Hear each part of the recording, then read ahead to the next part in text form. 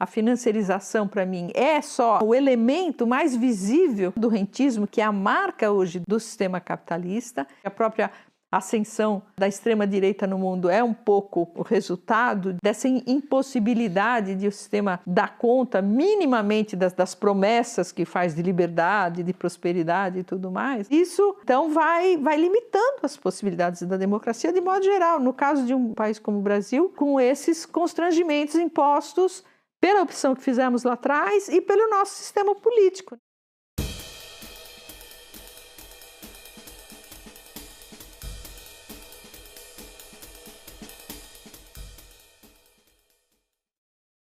Olá, estamos de volta com mais um episódio do nosso programa de entrevistas do site A Terra é Redonda. A nossa convidada de hoje é formada em Economia e Comunicação Social pela USP, possui doutorado em Teoria Econômica pelo Instituto de Pesquisas Econômicas da Universidade de São Paulo, é professora titular na Faculdade de Economia e Administração dessa mesma universidade, e trabalha principalmente com economia política e marxismo, metodologia da economia, história das ideias econômicas, economia brasileira e, como muitos graduandos devem conhecê-la, contabilidade social. Além das suas atividades acadêmicas na USP, ela já foi presidente da Sociedade Brasileira de Economia Política, secretária municipal de Planejamento, Orçamento e Gestão da Prefeitura de São Paulo, e, por fim, em 2020, foi contemplada com o Prêmio de Personalidade Econômica do Ano, promovido pelo Conselho Federal de Economia. Meu nome é Daniel e hoje eu tenho a alegria e a honra de conversar com a Leda Paulani. Leda, muito obrigado por ter aceitado o nosso convite, por estar aqui conosco. Eu que agradeço, Daniel. A gente acompanha o site A Terra é Redonda desde o seu início. E foi realmente uma grande iniciativa, né, de abrir esse espaço para o debate, para o pensamento crítico, sobretudo nos tempos que correm. Então é um prazer para mim estar aqui. Muito obrigado, como disse, é uma honra. Bom, eu gostaria de começar a nossa conversa com aquilo que pode ser, se não o primeiro, o segundo elemento mais imediato quando a gente trata de economia, que é o dinheiro. Justamente por parecer uma coisa tão simples e tão trivial, mas que na verdade tem um poder enorme na nossa sociedade, eu te pergunto, o que é o dinheiro? E qual que é a função do dinheiro no capitalismo? Bom, Daniel, imagino que essa pergunta surja do fato de eu ter feito uma tese de doutorado sobre o dinheiro e ter escrito bastante sobre dinheiro. Inclusive, escrevi o verbete sobre dinheiro do The Oxford Handbook of Karl Marx, né? Lá na parte dos fundamentos da economia marxista, o verbete sobre dinheiro eu escrevi. O dinheiro o fundo da minha tese, eu vou responder a sua pergunta falando um pouco da minha tese, que resumidamente também está no verbete, né? O fundo da minha tese é dizer o seguinte: olha, o dinheiro é um objeto contraditório, né?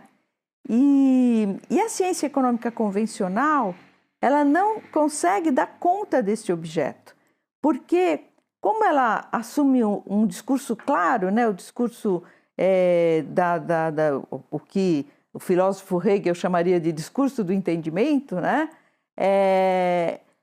Esse discurso, ele ao invés de dar conta da contradição, ele sofre da contradição.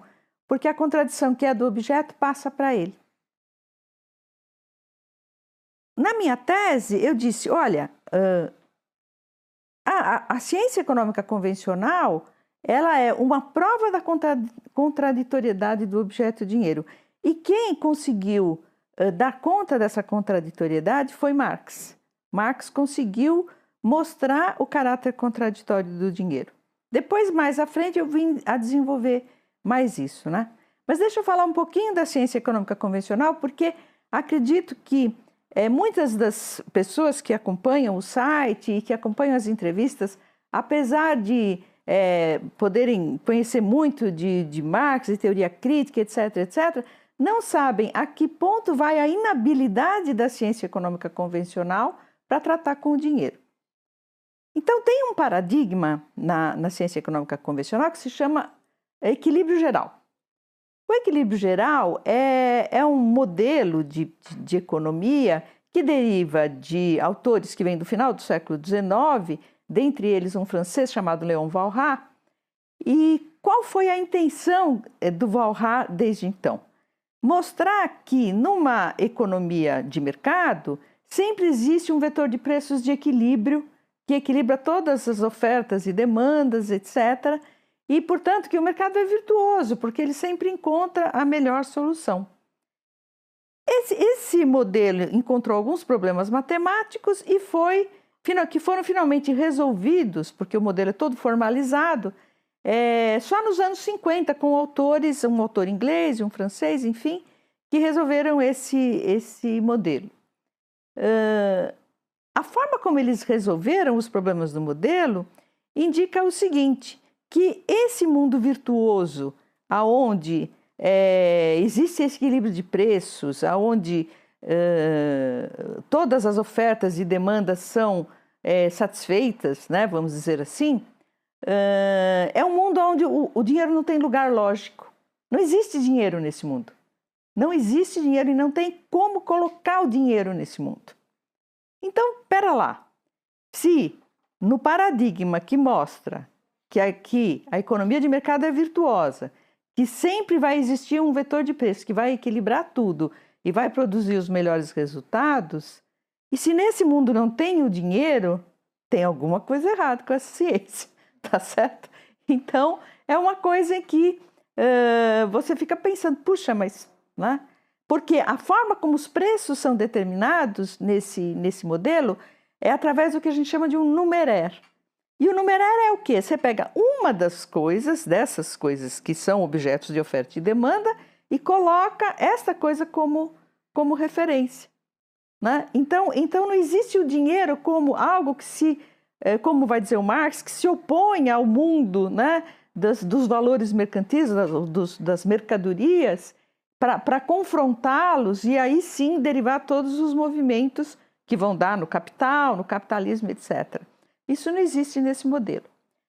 Uma outra visão que apesar de ter nascido na economia política clássica, com Smith e Ricardo, acabou também depois pegando os fundamentos desta revolução marginalista que aconteceu no final do século XIX, é a chamada teoria neoclássica, cujo principal autor é um autor chamado Alfred Marshall, que escreve aí no final do século XIX, começo do século XX, que é o autor que produz a teoria econômica que está hoje em todos os livros textos de economia.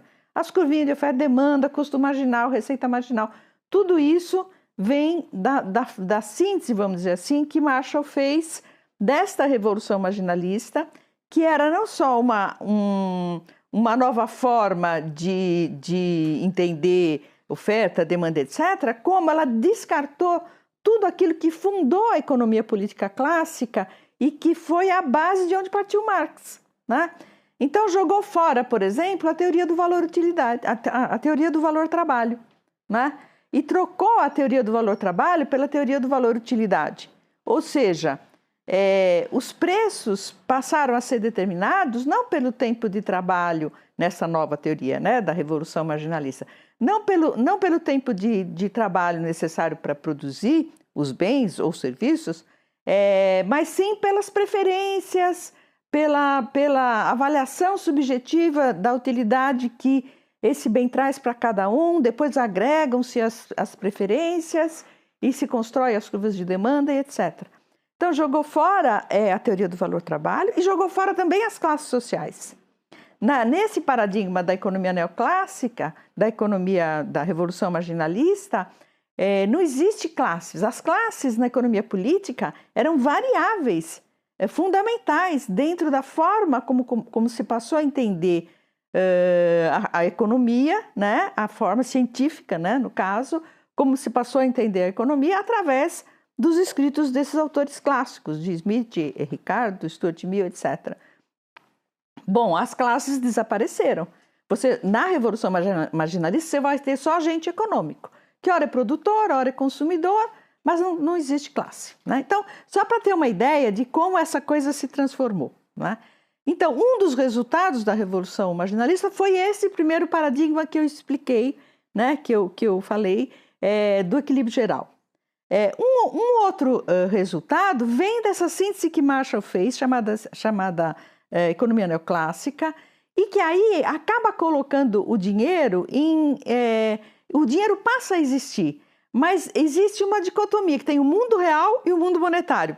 Então o mundo monetário é o não real, né? Então ele existe, o dinheiro passa a existir, mas no mundo que não é o real. Tá certo? A visão moderna a versão moderna, perdão, desta visão é o monetarismo do Friedman. Desta visão que vem dessa visão dicotômica, né? Da visão neoclássica que é dicotômica. Muito bem.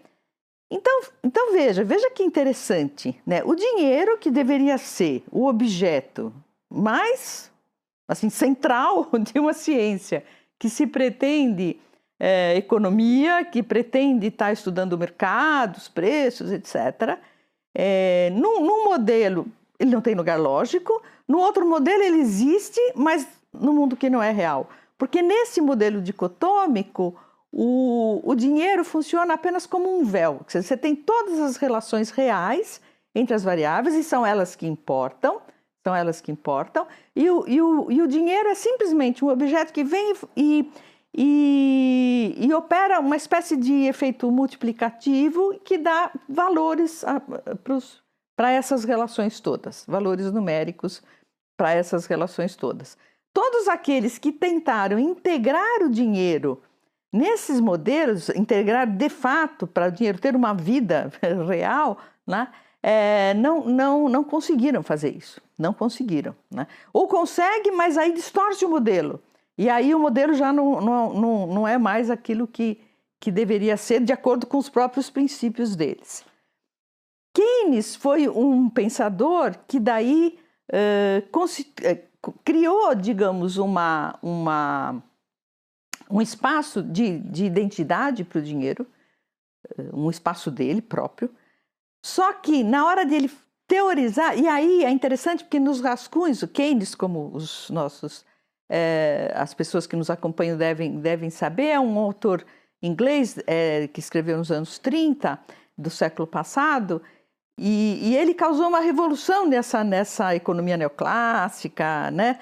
Por conta justamente da situação de crise, desemprego que se constituiu nos anos 30 e que mostrava que a ideia de que a economia de mercado era virtuosa o suficiente para, uma vez tendo saído do equilíbrio, voltar a ele naturalmente. A crise dos anos 30 vai mostrar que isso não é verdade, então foi uma década, né, para retirar a economia. Dizem os historiadores que, de fato, o que retirou a economia, sobretudo a economia americana, da crise foi a Segunda Guerra Mundial. Então o Keynes vai dizer, olha, essa economia, essa teoria econômica que nós temos, ela é ruim, ela não dá conta disso. E ele constrói uma outra economia. E a obra dele mais importante chama-se Teoria Geral do Emprego, do Juro e da Moeda, que vai, então, ser lançada a primeira vez em 1936. Bom, nessa teoria, o dinheiro tem lugar central, né? E nos rascunhos dessa teoria, Marx, para mostrar a importância do dinheiro, Keynes, para mostrar a importância do dinheiro, vai usar os esquemas de Marx. Ele bate no Marx a obra dele inteirinha. O Marx é o saco de pancada predileto dele, né? Porque o Marx queria derrubar o capitalismo e ele queria salvar o capitalismo. A verdade é essa, né? Só que aí não. Nesse momento, ficou até um volume famoso das obras completas lá do Keynes, justamente todo mundo consulta e tal, justamente porque ele se refere ao Marx. E vai dizer que a economia na qual nós efetivamente vivemos é a economia monetária que Marx desenhou. E fala do modelo DMD', dinheiro, mercadoria, mais dinheiro. Então ele diz, o dinheiro tem que ter uma vida real dentro da economia. Não pode ser esse véu ou esse ser fantasmagórico que ninguém consegue explicar. E ele então diz que o que é preciso é uma teoria monetária da produção, E ele vai tentar fazer isto na teoria geral, né? Isso que eu falei dele usar os esquemas do Marx é nos rascunhos, né? Nos grundrissem do Keynes, tá lá os esquemas do Marx, né? Mas quando ele faz a teoria geral, ele acaba sendo capturado pelo mesmo paradigma epistemológico de que a teoria tem que ser geral. Então ele tenta abarcar toda a teoria que já existia para dizer que a teoria geral é a dele e o que a economia neoclássica desenha é um caso especial da teoria geral, que é a dele, e aí ele põe o dinheiro como um ativo como outro qualquer e dá apenas umas especificidades lá para o dinheiro. Então ele não confere uma identidade própria que dê ao dinheiro o espaço que ele realmente tem, né? Então ele também acaba não dando conta do dinheiro. Então tudo isso para mim que mostra que o dinheiro é um objeto contraditório. Quando você tenta dar conta dele, ele escapa da sua mão com um discurso claro da ciência, vamos dizer assim. E por isso é preciso um discurso da contradição. Quem me ensinou isso foi o filósofo Rui Fausto, professor aqui, que nos deixou aí há algum tempinho, mas eu fui muito inspirada pelo trabalho dele de leitura do Marx. Então, eu posso depois um pouco... Então, agora que eu fiz todo esse preâmbulo, acho que eu já falei um tempão, eu posso daí falar um pouco do dinheiro, enfim, no capitalismo agora, a partir do Marx. Não sei se já continuamos nesse tema. Vamos seguir nesse tema, porque esse tema vai nos levar, acho que à próxima questão, que é o tema geral da financiarização e do rentismo. Então, continuando essa discussão e dando esse novo nível para ela, um dos aspectos mais importantes do marxismo enquanto campo teórico de pensamento é a ideia de produzir um diagnóstico do presente histórico, de tentar definir cada etapa do capitalismo e, enfim, os seus aspectos principais. E hoje muito se fala de financiarização e de neoliberalismo, e na financiarização, obviamente, o dinheiro tem um papel principal, porque no fim das contas a financiarização vai ser o dinheiro gerando mais dinheiro de uma maneira totalmente abstrata. Então, como que fica, o que permite, acho que em primeiro lugar, a financiarização, como que o dinheiro permite a operação da financiarização e mais, né, como que você veria de forma geral isso enquanto algo que define o capitalismo dos últimos anos?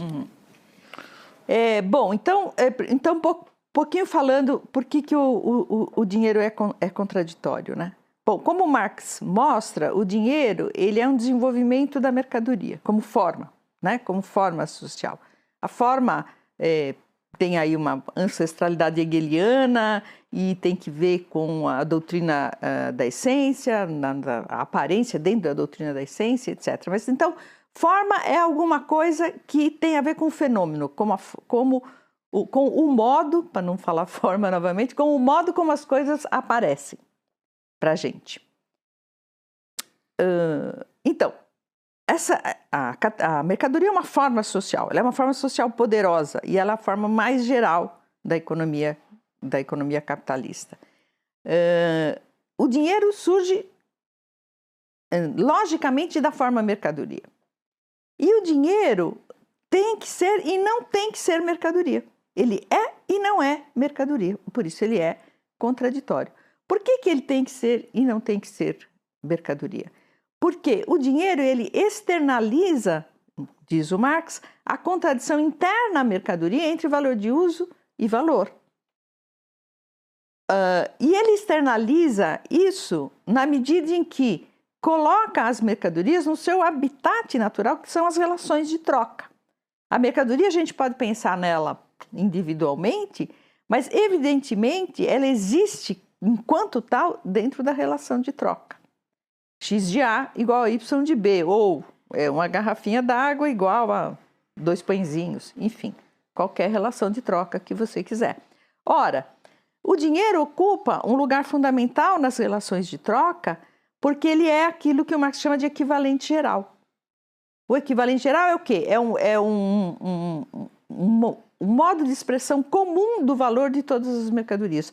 Todas as mercadorias expressam o seu valor da mesma maneira, através do dinheiro, né? Então ele diz, nesse sentido, os preços são apenas a expressão monetária do valor, ou seja, o valor dos bens e serviços expressos por meio do dinheiro, ao invés de ser expressos por, sei lá, quilos de batata ou pãezinhos ou qualquer outra coisa. Vai ser expressos em dinheiro. E todas as mercadorias fazem a mesma coisa. Ora, só que o dinheiro, ele não tem um valor de uso, ele se autonomiza do valor de uso, né? Ele tem, diz o Marx, só um valor de uso formal, que é justamente o de expressar o valor das demais coisas que são produzidas na economia, né? E nesse sentido, ele é a pura abstração, vamos dizer, a pura abstração. Ao passo que o mundo das mercadorias, com a sua infinita diversidade de valores de uso, né? Inclusive serviços, vou aproveitar para fazer um pequeno parênteses aqui, eu sempre falo para os alunos, tem muita leitura equivocada do Marx, que acredita que Marx só falou das mercadorias tangíveis e que Marx não tratou dos intangíveis, que são os serviços. Marx não serve mais, porque imagina, hoje os serviços ocupam metade do produto, dos países, etc. É verdade, os serviços foram crescendo. São bens intangíveis, mas continuam a ser produzidos pelo trabalho humano. Marx tratou, sim, tratou dos transportes, tratou da educação, fala até naquele capítulo 6 inédito da cantora na boate, né? Então, porque ela vai enriquecer o dono da boate. Então, imagina que ele não tratou do serviço, é evidente que ele tratou. O que para ele não gera valor é o comércio puro não gera valor, porque você tira valor de um bolso e coloca no outro. Mas tudo demais ele tratou. Então, fecha parênteses, só para fazer esse esclarecimento, porque muita gente tem esse tipo de argumento, né? Muito bem. Então, voltando ao caráter contraditório, né? Então, de um lado eu tenho uma pura abstração, de outro lado eu tenho um mundo infinito e diverso de valores de uso que atendem uma enorme diversidade de necessidades humanas, com as suas características, etc., etc., e esse mundo diverso, concreto nesse sentido, né, da sua diversidade, da sua infinita variedade e necessidades humanas que atende, se confronta com uma coisa que é uma pura abstração. Agora, de outro lado, o dinheiro tem que ser mercadoria também. Ele tem que ser mercadoria também, porque se não for mercadoria, ele não pode estar numa relação de troca. E ele não pode se confrontar com o mundo do lado de cá, do lado esquerdo das equações de troca. Muito bem, então ele tem e não tem que ser mercadoria. Isso se reflete naquilo que o Marx vai chamar das determinações do dinheiro. Normalmente se fala na ciência econômica convencional nas funções do dinheiro. Qual é o papel do dinheiro? Qualquer livro de economia tem lá. Qual que é o papel do dinheiro e tal. E aí fala, ele é unidade de conta, é meio de troca, é reserva de valor. Esse é o padrão que está nos livros, né? Bom, o Marx vai usar, inclusive, esse termo funções do dinheiro no Capital, porque ele queria ser mais facilmente compreensível, né, pelos trabalhadores, ele tinha aquela preocupação. Mas nos Grundrisse, quando ele trata muito do dinheiro, ele fala em determinações, ele não fala em funções, em papel. Então, esse ser e não ser mercadoria vai aparecer nessas determinações do dinheiro, né? Porque na última dessas determinações, quando o dinheiro se autonomiza da própria circulação, porque veja, se a gente pensar nos esquemas do Marx, a gente tem o esquema da chamada circulação simples, ou produção mercantil simples, como chamam alguns, mas corretamente é circulação simples, que é mercadoria, dinheiro, mercadoria. O que o dinheiro faz aí? Ele permite que as mercadorias mudem de mãos. Eu sempre digo para os alunos, olha, mercadoria é uma coisa, se vocês querem entender o que é mercadoria, pensar, puxa, o que é mesmo mercadoria? É uma coisa que sempre está na mão errada. Sempre está na mão errada. Porque ela é um valor de uso para quem não a possui, ela é um não valor de uso para quem a possui. Porque se fosse um valor de uso para ele, ele não a trocaria, ele não a colocaria para venda, né? Muito bem. Então, esse ser e não ser mercadoria, ele se reflete nessas determinações, né? Na última dessas, o dinheiro ele se autonomiza da circulação, porque quando eu estou no esquema mercadoria, dinheiro, mercadoria, o dinheiro é só um meio, de fato, ele é um meio de circulação. Ele é alguma coisa que permite que as mercadorias mudem de mãos, né? Por isso que eu cheguei na mercadoria, como a mercadoria tem que fazer a dança. A dança das mercadorias sempre precisa, é um requisito, né? Porque ela tem que realizar o seu valor para poder realizar o seu valor de uso depois. Muito bem. Agora, se ele fosse só isso, ele seria um serviçal das mercadorias. E na mercadoria, a determinação que pesa é a do valor de uso, na mercadoria, né? Ao passo que o dinheiro é o valor que se autonomizou do valor de uso, né? Então, se o dinheiro só serve para fazer as mercadorias mudarem de mãos, só serve para fazer com que os valores de uso se realizem e as necessidades humanas sejam atendidas, né? Ora, mas o dinheiro se autonomiza da circulação. E ele se autonomiza da circulação naquilo que nos Grundrisse o Marx vai chamar de terceira determinação do dinheiro. Que é o quê? É aquilo que o coloca, de um lado, como objeto de entesouramento, porque aí ele não é desejado como meio de circulação, ele é desejado como alguma coisa em si mesmo, como um fim em si mesmo, né? E de outro lado, o coloca como meio de pagamento. Meio de pagamento não no sentido atual que a gente tem do termo meio de pagamento, que é associado com oferta de moeda, mas no sentido de que o dinheiro deixa de ser apenas alguma coisa para realizar o preço das mercadorias, né? Ele vai servir para pagar aluguéis, para comprar consciências, como Marx diz, né? E, sobretudo, para pagar dívidas. Porque aí, quando o dinheiro aparece como meio de pagamento, ele permite a existência do crédito, né? O crédito, a venda a crédito é possível porque o dinheiro já se impôs de modo absoluto. Ele não é mais apenas um serviçal das mercadorias. Então, quando ele é objeto de entesouramento, ele tem que se mostrar como uma espécie de porto seguro do valor. Ele tem que ter uma concretude de riqueza real, uma riqueza da qual ninguém duvide. E quando ele é meio de pagamento, sobretudo quando ele é crédito, né? Quando ele é o elemento que permite a venda a crédito, ele permite então que as mercadorias mudem de mãos, mesmo na ausência dele. Mas é uma ausência presente, porque isso só é possível porque ele já se impôs como uma forma absoluta do valor, né? Nesse caso, ele é uma pura forma. Então, o dinheiro é essencialmente uma pura forma, né? Mas no nível fenomênico, ele tem que aparecer como o contrário disso. Ele tem que aparecer como a riqueza absoluta, como o porto seguro do valor, né? Muito bem. Com isso, a gente já chega perto da questão da financiarização. Veja, o que é o capital portador de juros que o Marx vai discutir lá no livro 3. Ele diz, logo no início do capítulo, ele diz o seguinte: na sociedade onde domina o modo de produção capitalista, o dinheiro ganha um valor de uso adicional, o de funcionar como capital, né? Então, o dinheiro se transforma numa mercadoria. Mais um giro, né, do parafuso da relação contraditória entre dinheiro e mercadoria. Então, o juro seria, nesse sentido, o preço desta mercadoria especial, que é o dinheiro. O dinheiro, então, o capital portador de juros é também aquilo que o Marx chama de a mercadoria-dinheiro. Não é o dinheiro-mercadoria, né? O dinheiro-mercadoria é o ouro é o dinheiro-mercadoria. Mas é a mercadoria-dinheiro, é o dinheiro que, enquanto tal, se transforma em algo que se compra e se vende. Mas o que se compra e o que se vende é a sua capacidade de se transformar em capital, de permitir a valorização do valor, né?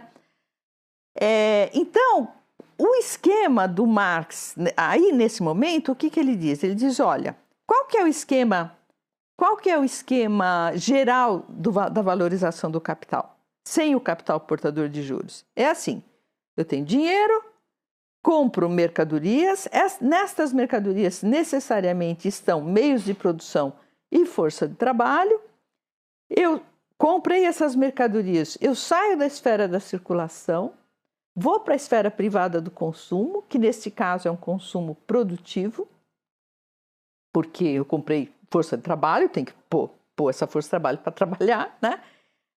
Aí eu produzo mercadorias com valor maior do que o das mercadorias que eu comprei, volto para a esfera da circulação e vendo essas mercadorias e valorizo o capital. Esse é o esquema geral.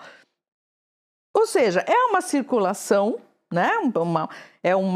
Um movimento geral é da circulação, vai dizer o Marx, uma relação contraditória entre circulação e produção, mas a circulação é que domina, porque é a economia de mercado, afinal, né? Esse esquema, que é um esquema de circulação interrompido, diz o Marx, pela produção, né? Eu tenho o quê? Eu tenho que ter uma produção aí no meio dessa história para eu poder ter o delinha lá no final, tá certo? Tem que ter uma produção de valor novo e de valor excedente. O valor novo para repor o valor da força de trabalho, que é desgastado nesse processo produtivo, e o valor excedente que vai valorizar o capital. Eu tenho que ter isso necessariamente. Quando eu tenho o capital portador de juros, o que acontece? Eu tenho primeiro a transferência do dinheiro de quem é o dono do dinheiro para quem vai operar o dinheiro capitalistamente. Então eu tenho um D, né?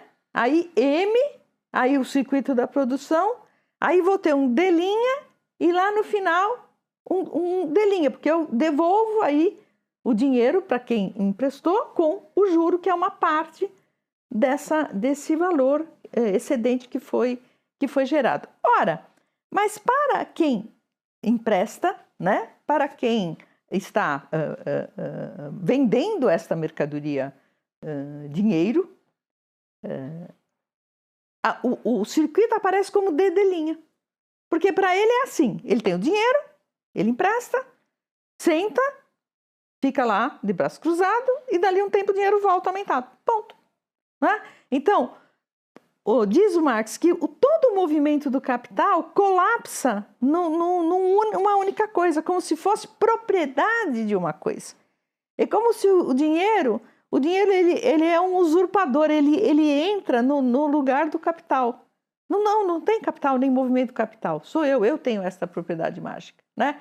Como a da pereira é dar peras, como diz o Marx lá na famosa metáfora que ele usa, né? Bom, muito bem. Então, veja, a existência do capital portador de juros e, portanto, das operações que envolvem a compra e venda de dinheiro, né, o setor bancário e tudo isso, isso é uma coisa que sempre veio andando junto com o capitalismo, então está sempre presente. É preciso que se diga isso porque senão pode-se, talvez, entender que a financiarização é uma coisa nova, né? Que, enfim, de repente tem finanças. Não, espera lá, as finanças sempre estiveram aí. Acontece que, dependendo do momento da história do capitalismo em que você está, elas têm maior ou menor influência. O que aconteceu, e agora, eu diria o seguinte, a vocação de fato do sistema capitalista é de se financiarizar. A natureza dele vai por aí. Ele foi interrompido por isso, né? Interrompido nessa vocação, sobretudo pelos chamados 30 anos gloriosos que sucederam o final da Segunda Guerra Mundial. Porque ali se criou uma conjuntura muito especial, muito particular historicamente, e que fez com que as finanças fossem, digamos, parceiras da produção. Então, com que o crédito abrisse a possibilidade de geração cada vez maior de valor, de emprego, de renda, etc., sem que a sua lógica, que é a lógica da abstração, né, que é a lógica que tem uma série de consequências funestas, vamos dizer assim, sem que essa lógica dominasse. Ao contrário, era a lógica da produção de valor que dominava a lógica da valorização mesmo do capital financeiro. Esse é um período muito particular que entra em crise, enfim, por uma série de razões, a gente pode depois voltar se for o caso, mas que entra em crise no começo dos anos 70. E os anos 70 são anos turbulentos, em que tudo está meio sendo contestado, inclusive o próprio papel do dólar como meio de pagamento internacional, né? Como meio de pagamento geral, que foi o papel com o qual ele saiu do acordo de Bretton Woods, né? Que fundou esses 30 anos, esse período que deu início a esse período de 30 anos. E aí, passados esses anos turbulentos, em 80, no começo dos anos 80, vai acontecer aquilo que o economista marxista francês François Chenet chama de o levante neoliberal. O que é um levante neoliberal, né? Todo mundo lembra sempre da Margaret Thatcher e do Ronald Reagan, né? E é isso mesmo, quer dizer, é uma afirmação absoluta da virtude do mercado, da necessidade que há de se deixar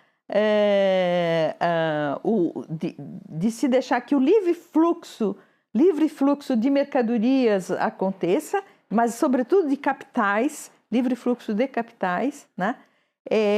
Ou seja, que toda aquela crise, toda aquela turbulência se devia ao fato de o Estado ter interferido muito, né? Porque se criou o Estado de Bem-Estar Social, porque, sobretudo no terceiro mundo, se criaram muitas empresas estatais, o Estado começou a produzir, o Estado não tem que produzir, o Estado é ineficiente. Então vem todo um pacote que diz que é preciso dar liberdade às mercadorias e ao capital. Mas não à força de trabalho, evidentemente. Dar liberdade às mercadorias e ao capital. E por que isso, né? Isso aí que a gente tem que também... não foi só pela crise, veja. O que acontece é que você já tem uma riqueza financeira se acumulando fortemente desde o final dos anos 60. Desde o final dos anos 60.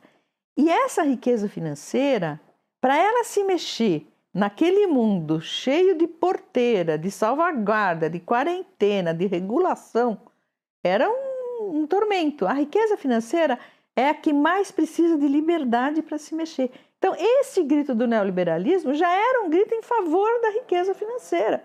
Porque, a partir daí, né, a chamada abertura financeira das economias foi a máxima que predominou, né? Nós só conseguimos renegociar nossa dívida externa aqui no Brasil a partir do momento que a gente se comprometeu com a abertura financeira, o livre fluxo internacional de capitais, etc, etc. Porque o capital financeiro ele tem que ter liberdade suficiente para hoje ele estar aqui na B3 e amanhã ele ir para o Nepal porque o governo lá subiu a taxa de juros e depois de amanhã ele ir para a City Londrina porque tem um fundo de private equity que também extrapolou na valorização. Ele tem que ter essa liberdade. E naquele mundo pré-levante neoliberal, essa liberdade não existia, né? Então, veja, eu já tenho aí um crescimento da riqueza financeira superlativo, já de algum tempo, que vinha desde o final dos anos 60. Além disso, eu vou ter toda essa transformação que esse neoliberalismo militante acabou promovendo nas políticas econômicas ao redor do globo. E com isso eu tenho o quê? A lógica do capital portador de juros, a lógica da pura abstração financeira dominando, né? Então eu tenho... E isso vai mudando institucionalmente as economias, mudou cavalarmente a nossa economia, né? Então começa a mudar de uma forma em que você beneficia a riqueza financeira e beneficia o ganho financeiro. E isso vai em detrimento da produção de valor, da produção que gera emprego, que gera renda, etc. Ou seja, a valorização que vem por meio dos ativos financeiros, ela tem uma lógica que ela se opõe à lógica da valorização que vêm por meio da produção, por meio da geração de fato de valor novo e de valor excedente. E aí tem, enfim, os outros elementos também que o Marx discute, como capital fictício, que tem a ver com uma fase nova da financiarização agora, e vai por aí. Muito bom, Leda. E então, num capítulo que saiu num livro recentemente publicado pela editora Contracorrente, um livro que se chama Financiarização, Crise, Estagnação e Desigualdade, né? Esse pequeno livrinho aqui, organizado pela Lena Lavinaz, pelo Norberto Martins, Guilherme Gonçalves e pela Elisa Weinberg. Você traz no capítulo seu, nesse livro, para discussão, 2 novos conceitos que nos ajudam a compreender o capitalismo, especialmente o capitalismo desde a crise de 2008, que são os conceitos de financiarização 2.0 e de assetização. O que esses conceitos significam e como que eles ajudam a entender o mundo que nós vivemos hoje? Então, esses conceitos eles têm surgido na literatura internacional de uns anos para cá, né?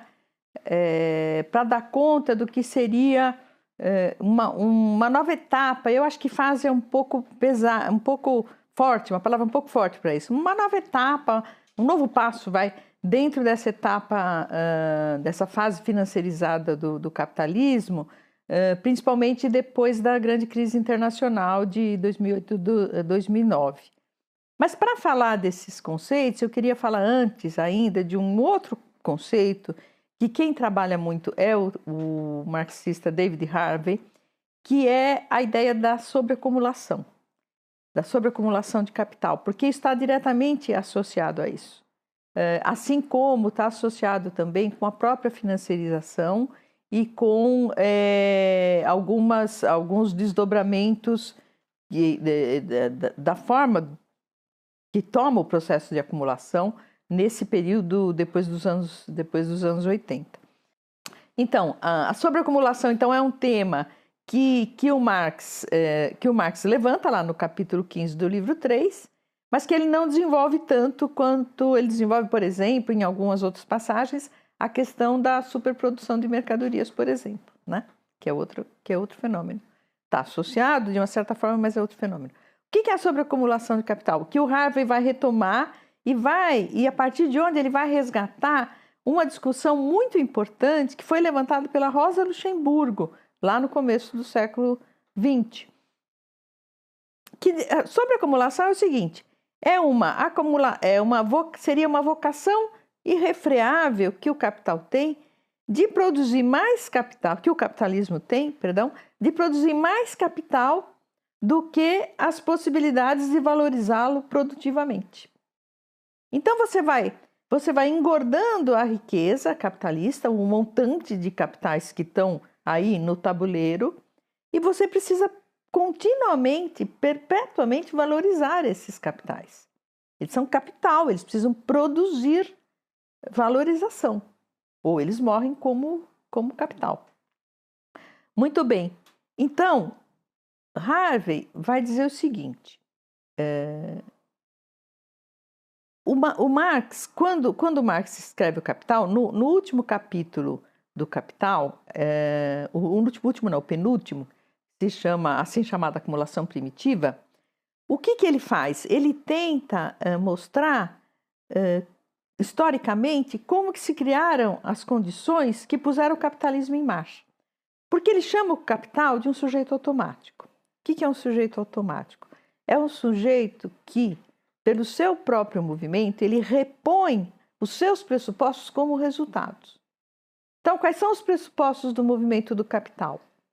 A existência de dinheiro acumulado em algumas mãos, capazes de comprar, por exemplo, os meios de produção e a força de trabalho, e uma classe que só tem a força de trabalho para vender, uma classe proprietária de mercadorias, mas cuja única mercadoria que ele tem para vender é a força de trabalho. Muito bem, esses são os 2 pressupostos.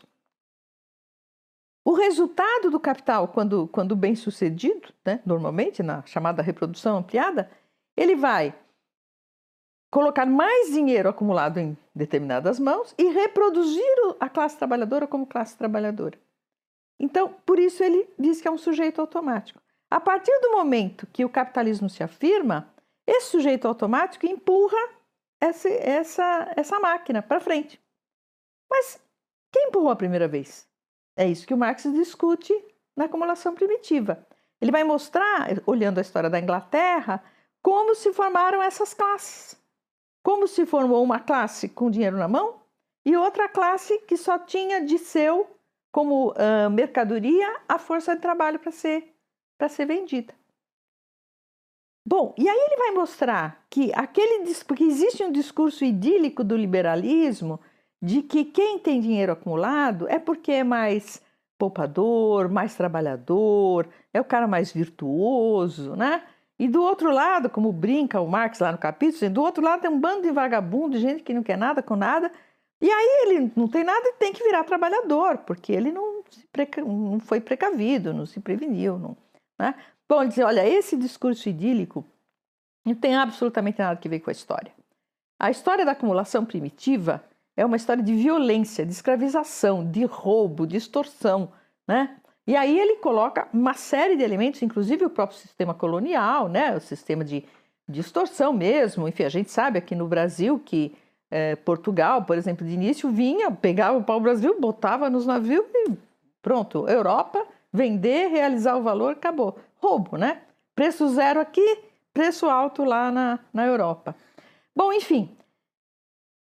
Então, esses expedientes são expedientes que são negados pelo jogo da acumulação. Porque o jogo que a acumulação aceita, a extorsão que ela aceita, a legítima do jogo do capital, é a exploração da força de trabalho. É a mais-valia, é a extração de valor excedente da mercadoria força de trabalho. Essa é a regra do jogo. O resto vai ser criminalizado, não é aceito. Bom, o que Rosa diz lá no começo do século XIX é que o motor da acumulação pode parar de repente. Então, esses expedientes violentos nunca saíram de cena. Seria equivocado imaginar que eles só atuaram lá na acumulação primitiva. Então, você sempre teve, em vários momentos ao longo do capitalismo, a necessidade de elementos externos para empurrar a máquina capitalista. O Harvey vai chamar isso de acumulação por espoliação. Para não chamar de acumulação primitiva, porque não caberia mais, ele chama de acumulação por espoliação. E a tese do Harvey é o seguinte: desde os anos 70, você tem uma sobreacumulação de capital irresolvida. A financiarização, ela é também uma das formas que o sistema encontrou para minorar esse problema da sobreacumulação. Porque você vai criando capital fictício, né? Aí já tem que ver com a ascetização, mas eu já explico. Você vai criando capital fictício e com isso você vai encontrando formas de valorizar esse capital que vai se acumulando. Então, o que seria a ascetização? Então, dá um exemplo, que inclusive é uma coisa, por exemplo, que a professora Helena Lavinas trabalha muito, né, nas pesquisas dela. Quando você faz uma política de renda compensatória, tipo Bolsa Família, coisa desse tipo, né? Evidente que, bom, são necessários porque você vive do meu ponto de vista, né? Você vive num mundo, como diria o Robert Kurtz, de sujeitos monetários, e um sujeito monetário sem moeda é um não sujeito. Então, enfim, você tem que ter mecanismos. Esses mecanismos hoje são generalizados, várias economias do mundo, inclusive a americana, né, que é rica, etc., em princípio, tem isso, né? Ora, mas quando você faz isso, você também faz com que o Estado garanta renda para uma parcela da população que antes não tinha renda. E quando você começa você pode, a partir daí, por exemplo, oferecer empréstimos para esse pessoal, né? Os empréstimos tipo, porque você sabe que aquela renda vai existir. Então, o risco do empréstimo cai, né? Então, com isso, você está o quê? Você está tendo um lado meio perverso dessa política. Ela, do meu ponto de vista, continua a ser necessária, mas ela tem um lado perverso que é o de repente, comprometendo cada vez mais essa renda dessas pessoas com a valorização de um capital financeiro. De outro lado, essas políticas também podem ser usadas para retirar do Estado aquilo que ele deveria fazer, né? Retirar da responsabilidade do Estado aquilo que ele deveria fazer. Então, no limite como é que se diz? O mote dos liberais, né? Você tira o Estado de tudo e dá voucher para tudo, as pessoas saem comprando e tal, né? Quando uma política de voucher, por exemplo, o que ela faz? Ela diz, olha, é mais uma possibilidade do mercado atuar. Então, a carência de oportunidades de valorização vai fazendo com que essa necessidade de valorizar o capital vá se estendendo e vá tentando retirar do Estado aquilo que foi para nele historicamente, que é não só a produção dos bens públicos tradicionais, como segurança, etc., etc., e também educação pública, saúde, etc., como outras coisas, né? Então, privatização é um elemento desse mesmo pacote. Quando você privatiza, você cria novas oportunidades de valorização para o capital privado, né? Quando você faz política de austeridade, você cria novas possibilidades de valorização para o capital privado. Por quê? Porque você constrange o investimento público. E aí, né, existe uma teoria, aí tem uma confrontação, fazer um pequeno parênteses, entre a visão liberal, que é a que está nos jornais, e etc., e aquilo que o Keynes, por exemplo, prognosticava, né? Existe uma teoria que se chama teoria do crowding out.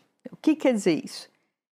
Quer dizer o seguinte, diz assim, olha, Estado, você não pode ficar produzindo muito, ficar fazendo muita coisa, porque você tira o espaço do privado. Isso é o discurso cada vez mais feito, porque cada vez mais você tem o problema da sobreacumulação, né? Então o Estado tem que sair de cena para dar oportunidade de valorização para o capital, para dar oportunidade de valorização capitalista para o capital privado. As privatizações vão nesse sentido. As políticas de austeridade também, por quê? Porque você vai constrangendo a possibilidade de o Estado fazer investimentos que muitas vezes são investimentos que só o próprio Estado tem condição de fazer ou tem, digamos, ou é logicamente vocacionado para fazer, como infraestrutura, esse tipo de coisa. E aí vem uma série de outros expedientes que entram na história.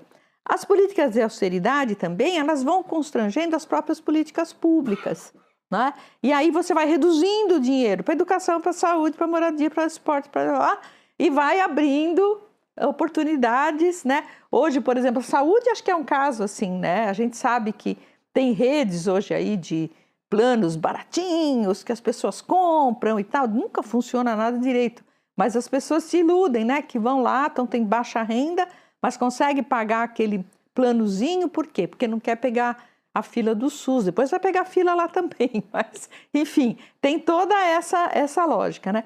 O Keynes, ele dizia o contrário, não, o investimento público, ele não confronta o investimento privado. Quer dizer, ele não fala nesses termos, né? Mas olhando a situação do ponto de vista do Keynes, vai dizer, não, todo investimento, como ele tem autonomia no processo de demanda agregada, ele puxa a economia como um todo, não importa se ele é privado, se ele é público, né? Então, a partir da teoria keynesiana, essa ideia do crowding out não faz o menor sentido, né? Mas então a lógica, tem do ponto de vista da sobreacumulação, né? Da sobreacumulação. Então, essa segunda fase, ou seria uma nova fase da financiarização, que estão chamando de assetização, é isso, porque eles dizem, esses teóricos, eles dizem o seguinte, olha, quando se fala de financiarização, se olha para duas coisas, se olha para os movimentos especulativos, né? E se olha para, um pouco menos, mas também para o rendimento que os ativos dão. O movimento especulativo é uma coisa que não tem que ver com a financiarização. Ele é um sobreproduto da financiarização, porque você começa a ter muito ativo financeiro que é passível de ser produto de especulação, mas mas não é um fenômeno que derive da financiarização enquanto tal. Deixa eu me explicar melhor. Porque o que é especulação? Especulação é um jogo. É você apostar no preço dos bens. Eu aposto que o preço do bem X vai cair ou vai subir. E você faz isso, por exemplo, através de coisas como derivativos, você faz isso com o preço do petróleo, com o preço do milho, com o preço, né? Mas hoje, a maior parte desses ativos que são derivados de outros ativos, né, que são derivativos, opções, swaps, etc., são ativos financeiros. Então, os ativos financeiros, eles têm uma vocação, os títulos, né? Título de dívida, título público, etc., dívida privada, dívida pública, ação, eles têm uma vocação para serem objetos de especulação. Especulação é uma aposta no preço dos bens, no caso dos ativos financeiros que têm vocação para isso, né? Então, esses autores dizem, olha, a especulação é um fenômeno. Quando se fala de financiarização, normalmente as pessoas que falam de financiarização falam especulação.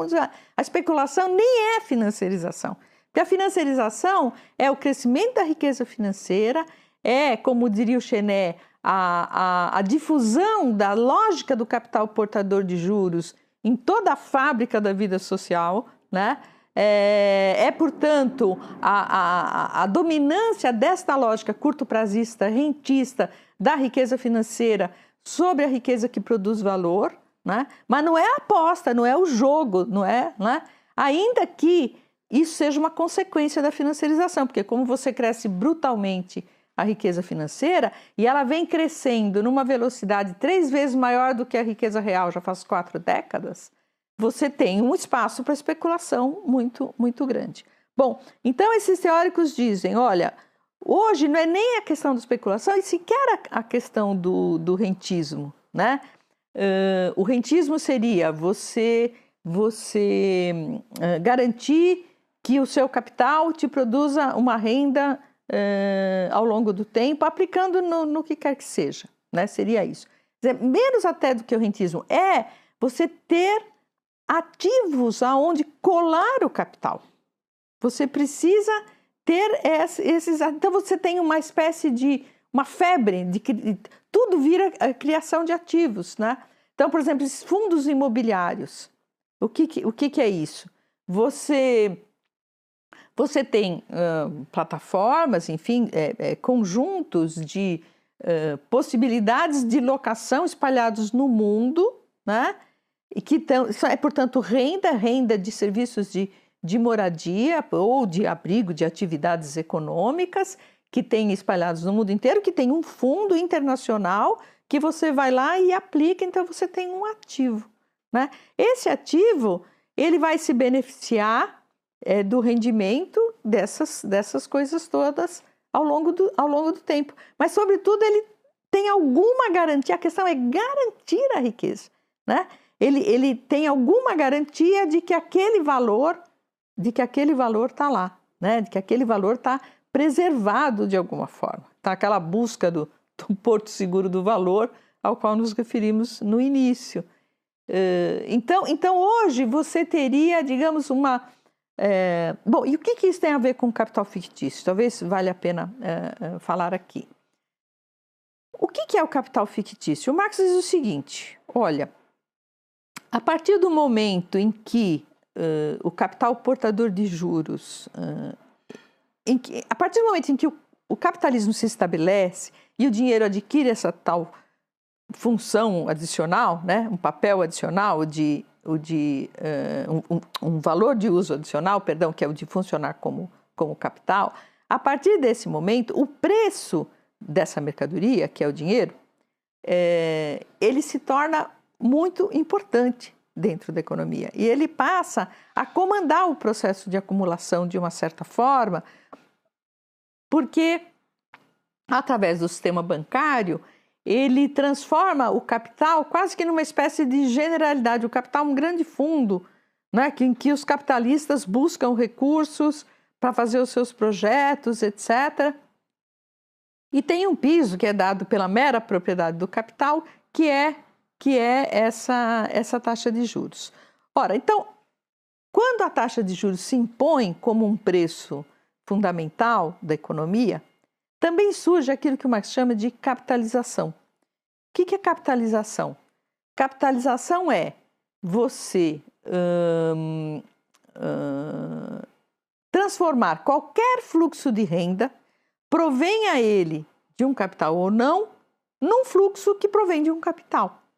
Então, por exemplo, há uma taxa de juros de 10% ao ano, por exemplo, qualquer fluxo de renda de R$2.000 é o resultado de um capital de 20 mil.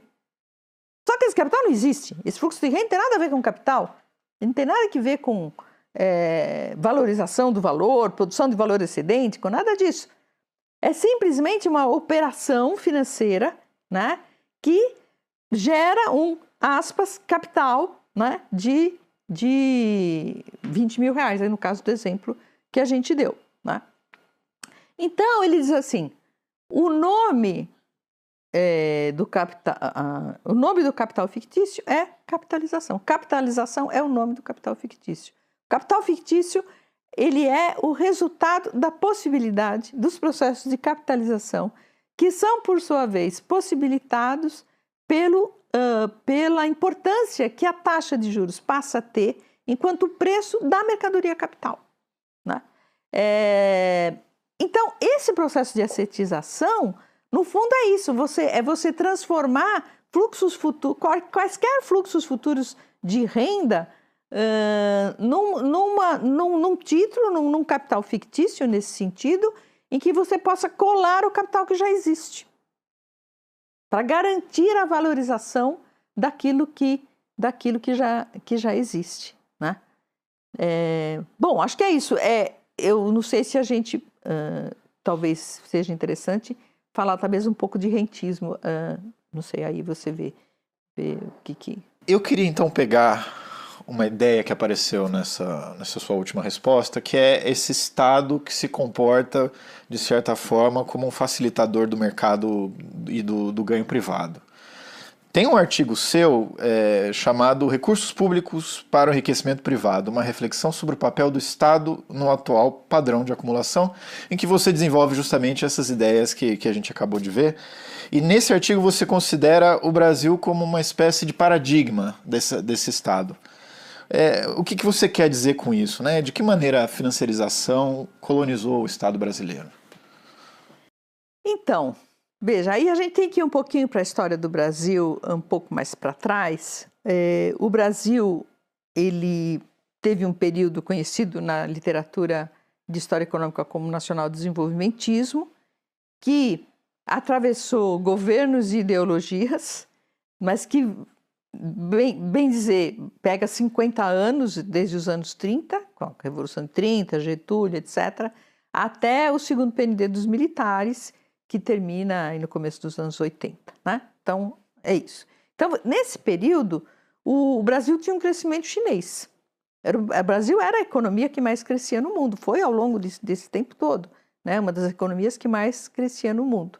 Chegou a ter, nos anos do milagre, taxas do milagre econômico, né, de 68 a 73, chegou a ter taxas de crescimento de 12%, 13% ao ano. Que para a gente agora é uma coisa quase inimaginável.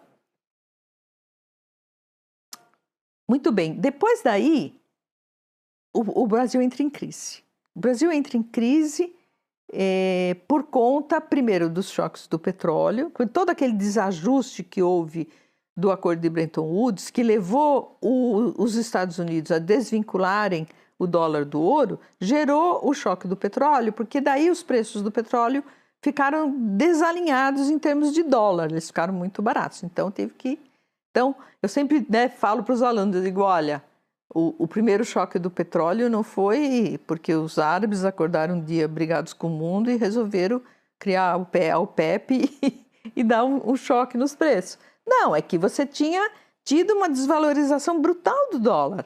E os preços em dólar de uma commodity tão fundamental para a indústria do mundo inteiro como é o petróleo estavam completamente desalinhados. E aí eles se alinharam e o Brasil sofre o impacto disso, porque tem um impacto imediato na balança comercial brasileira. Depois não, né? O segundo choque de 79, aí já é um pouco a consequência da própria formação da OPEP e tudo mais, né? E o Brasil, então, começa a ter as suas contas externas desequilibradas. Já sempre eram um pouco desequilibradas, porque apesar da nossa balança comercial ir muito bem, a gente sempre foi deficitário em serviços, né? Então a gente sempre foi importador de serviços, transporte, segurança, etc. Além de tecnologia e uma série de outras coisas. Então, quando tem esse desajuste, o Brasil, o governo então militar do Geisel, decide fazer o chamado Segundo Plano Nacional de Desenvolvimento, que era justamente para tentar produzir internamente uma série de bens que antes a gente praticamente importava a totalidade e que a gente dependia de dólar. Não, o Brasil não pode ficar da economia brasileira.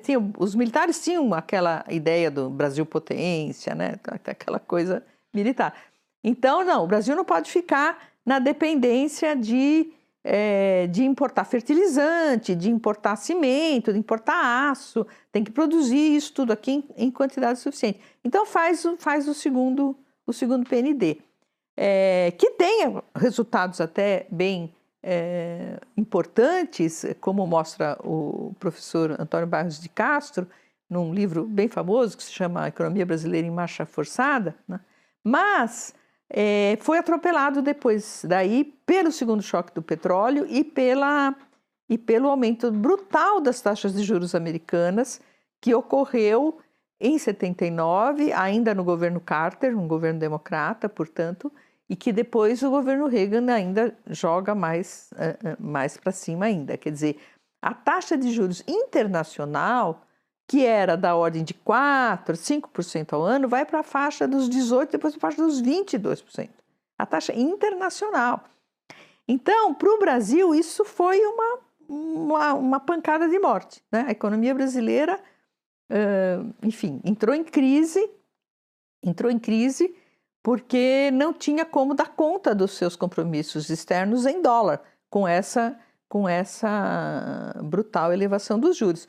Que, de seu lado, né, só para explicar um pouco, foi a forma que os Estados Unidos encontraram de acabar com a especulação de que o dólar não ia mais ser o meio de pagamento internacional geral, que não ia mais ser o dinheiro mundial. Porque nesses anos 70 turbulentos, aos quais eu me referi anteriormente, uma das coisas que ficou muito na berlinda foi o dólar como dinheiro mundial. Porque, assim, olha, a moeda está se desvalorizando o tempo todo. Como que uma coisa que se desvaloriza pode ser reserva de valor mundial? Não pode, né? Então, começaram uma série de conversas dentro do próprio FMI, inclusive, sobre, por exemplo, transformar os direitos especiais de saque, que é uma espécie de um fundo que tem ali de uma espécie de cotas que os países signatários do fundo têm, e transformar aquilo em moeda, fazer algumas mudanças lá e transformar aquilo num dinheiro mundial, né? Seria um dinheiro mundial sem uniforme nacional, como queria o Keynes, né? O Keynes, na conferência de Bretton Woods, ele queria isso, ele queria um dinheiro mundial sem uniforme nacional, mas ele perdeu a proposta dele para o representante americano e foi da onde surgiu o chamado padrão dólar-ouro, né? Daí o dólar americano ficou como o dinheiro mundial. Eles não queriam perder esse privilégio. E aí fizeram essa brutal elevação dos juros, atraíram a poupança do mundo inteiro e quebraram a América Latina toda. Toda a América Latina foi de embrulho, outras periferias também, mas sobretudo a América Latina. Muito bem, então aí o Brasil passa nos anos 80 por um período de alta inflação e contas externas desequilibradas, tem moratória, etc. Isso só se resolve no começo dos anos 90. No começo dos anos 90, tem uma renegociação da dívida que transforma a antiga dívida externa, porque a hora que você entra em moratório, o que acontece? O crédito internacional do mundo se fecha para aquele país. Nenhum país quer botar dinheiro lá porque sabe que pode não receber. Então as portas do crédito internacional, a riqueza financeira vultuosa que estava correndo o mundo afora, mas o Brasil não tinha acesso, porque ele estava pendente com a moratória. Então, fez a renegociação da dívida. As condições foram transformar a antiga dívida em títulos, né, chamada securitização da dívida, porque daí você tinha mercado secundário, então os deságios decorrentes do fato de que você tinha um risco de não receber já precificavam isso e permitia a circulação daquela riqueza que estava empossada ali, sem solução, né? sem pendente de solução. Isso foi uma coisa. A outra exigência dos credores foi a abertura financeira, né? E a terceira exigência foi a internacionalização do mercado de títulos brasileiros, né? Tanto privados quanto públicos. Então, se construiu um conjunto de medidas e aí, então, houve a renegociação, depois o Plano Real resolve o problema da estabilidade monetária, né, através da aplicação aí de um expediente que tem que ver com a inflação inercial, etc. E com isso, a gente entra numa nova fase da economia brasileira, né?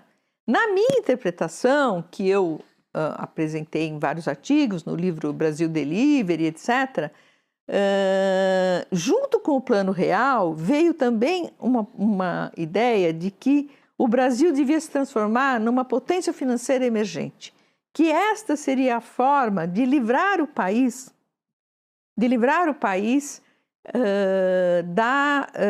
desse eterno problema com as contas externas. Porque sempre ao longo da história brasileira, todos os grandes momentos de crise brutal que a gente teve foi desequilíbrio de contas externas. Então, porque a gente não produz dólar, evidentemente, né? E aí uma incapacidade de gerar os dólares, em determinados momentos, incapacidade de gerar os dólares necessários para fazer frente aos compromissos em dólar que o país tem. E aí você entra em moratória, não tem jeito, né? Bom, então essa ideia de transformar o Brasil numa potência financeira emergente veio junto completamente com o pacote neoliberal, com a admissão de todas as condições impostas pelo chamado Consenso de Washington. Esse foi o governo Fernando Henrique. Então veja, onde teve as maiores privatizações inacreditáveis da Vale do Rio Doce, do sistema Telebrás, né? Inacreditável no que espoliou, né? Para usar o conceito do Harvey de acumulação por espoliação, né? Porque o preço a que foram privatizados esses bens é inacreditável, porque os processos de privatização também, só para voltar um pouquinho naquele tema, não se trata apenas de criar novas oportunidades para o capital privado, mas oportunidades baratas, né? Quer dizer, sempre tem um ganho para o capital privado nesses processos que decorre de um rebaixamento dos preços. Sempre esses ativos são vendidos, tem uma espoliação aí, porque sempre esses ativos são vendidos por um preço muito inferior àquilo que eles valeriam no mercado, né? Tem os números da Vale aí, tudo, das reservas de minério de ferro que tem o país e outros minerais que demonstram isso claramente, né? Muito bem. Então, a gente teve esse projeto, vamos dizer assim, né? E aí, no meu entender, o Brasil se transformou naquilo que eu chamo de uma plataforma de valorização financeira internacional. Um dos elementos por que isso, né? Porque, primeiro, sempre sempre teve as taxas reais de juros mais elevadas do planeta. Se não a mais, sempre a segunda, mas sempre a primeira ou a segunda ou a terceira, sempre ali no topo, né? Então é interessante porque o Estado se comporta como um comprador extravagante, né? Porque ele compra uma mercadoria, que é o dinheiro, né? Compra a mercadoria, dinheiro, internacional no caso, e põe o preço mais alto possível. Ele que faz o preço, e ele põe o preço mais alto possível, né? E quando ele vai vender, no caso as empresas estatais, ele é um vendedor também às avessas, porque ele faz o preço da venda do bem dele e ele põe o mais baixo possível. Então, quer dizer, né? Você tem esse conjunto de elementos aí, né? Então, isso veio junto com o pacote neoliberal, então, com todas essas prescrições. Então, abertura financeira, privatizações e políticas de austeridade. Do ponto de vista macroeconômico, quando começa o Plano Real, a gente tem aquilo que a gente vai chamar de âncora cambial. Fernando Henrique não admite, mas foi exatamente o que ele fez, né? Porque a gente vivia ainda num sistema de câmbio fixo. Um sistema de câmbio fixo é quando o Estado define o preço da divisa e não o mercado. Hoje não, né? Hoje a gente está no sistema de câmbio flutuante ou câmbio flexível. Então, o Estado definia esse preço, e ele definiu esse preço muito baixo lá atrás, no começo do Plano Real. Porque definindo esse preço muito baixo, barateava as importações e segurava a inflação no real, na moeda nova. E isso sustentou politicamente o Fernando Henrique ao longo do seu primeiro mandato, né? E ele segurou o mais que pôde isso para conseguir, inclusive, mudar a Constituição e se tornar presidente mais uma vez, que naquela época não era permitido, né? Daí, quando ele é reeleito, no final de 98, em janeiro de 99, dezembro de 98 e janeiro de 99, tem uma grande crise cambial que obriga o governo a mudar a política cambial. E passa a ser, então, o câmbio flutuante, que já era a prescrição do Consenso de Washington desde então, mas que politicamente para o Brasil, né, não interessava. Então o governo Fernando Henrique não adotou o câmbio flutuante, só veio adotar depois da grande crise de janeiro de 99. Desde então, a gente tem o chamado tripé macroeconômico, que combina, de um lado, o câmbio flutuante, de outro, o regime de metas de inflação, porque daí você tira a âncora do sistema de preços do câmbio para a própria política monetária, para os próprios preços em reais, né? E aí, daí o sistema de metas de inflação. E a busca de resultados primários positivos. Então, a busca de resultados primários positivos nas contas públicas, de onde vem toda a cantilena, todo né, o missário da austeridade, decorre disso, desse conjunto que forma, digamos, a estrutura da política macroeconômica. Desde então, veio a formar, desde janeiro de 99, veio a formar essa estrutura. E desde então, a financiarização brasileira foi de vento em popa. Então, sempre, todas as mudanças, as regulações que ocorreram, desde lei de responsabilidade fiscal, lei de falência, reformas da Previdência, uma série de outras mudanças, né, vem no sentido de beneficiar a riqueza financeira, né?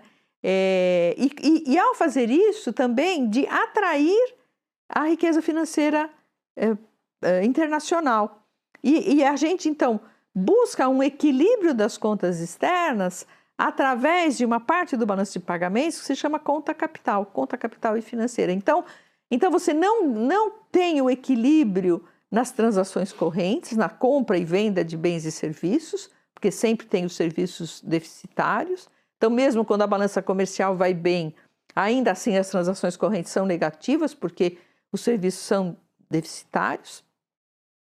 E a gente paga muita renda, né? Depois eu posso falar um pouquinho disso, da balança de rendas do Brasil. Então, você resolve tudo isso atraindo capital de empréstimo internacional.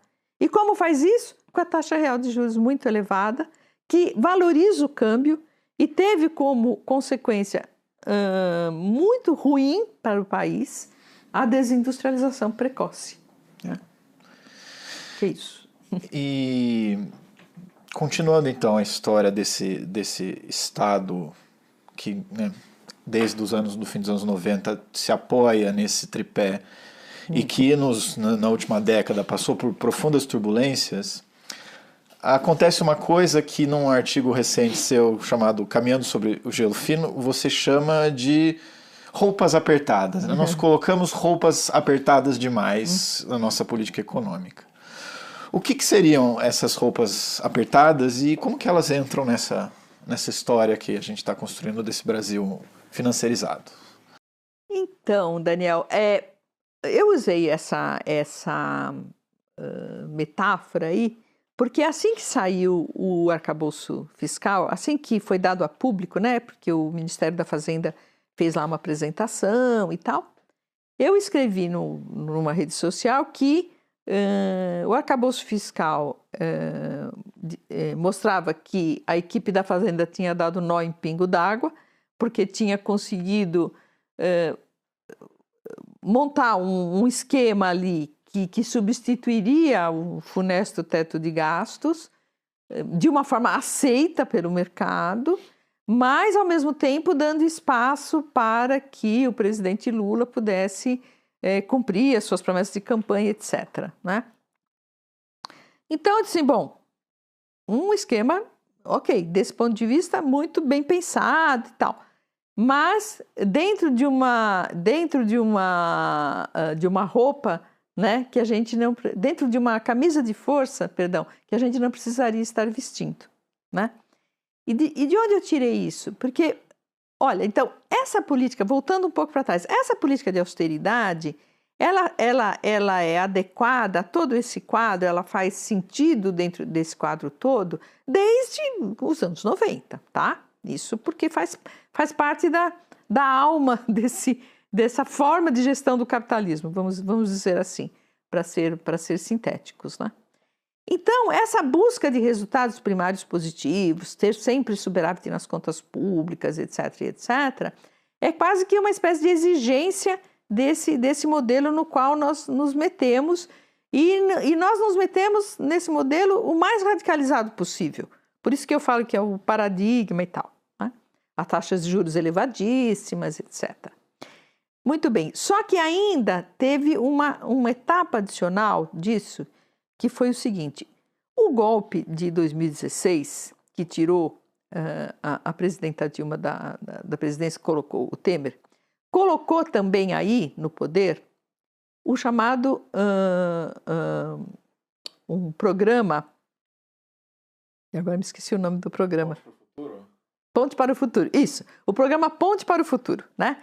O programa Ponte para o Futuro era um programa do MDB, partido, né, do Temer, e que era o vice-presidente que assumiu, e esse programa era um programa neoliberal puro sangue, ou como diz o meu marido, o poeta Ayrton Pasca, um programa sangue puro, né? Puro sangue e sangue puro.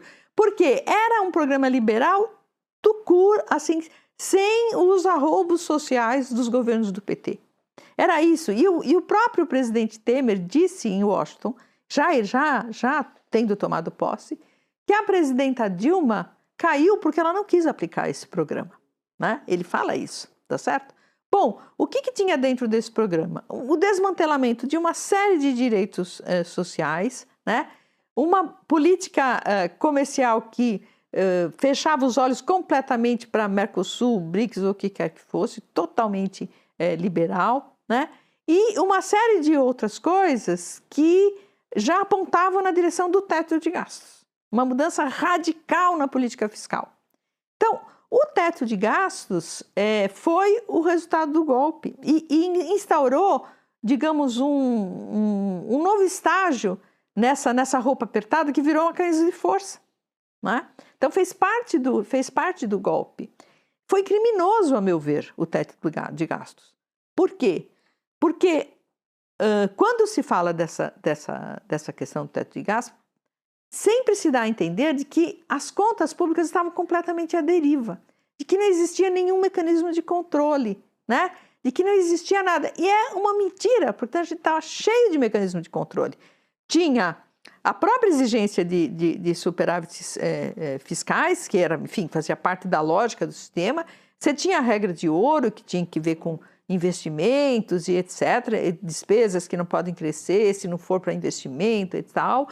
Tinha, enfim, a própria lei da responsabilidade fiscal, que é cheia de questões que têm que ser obedecidas. Então, você tinha todo um arcabouço já para o controle das finanças públicas. Você já tinha isso.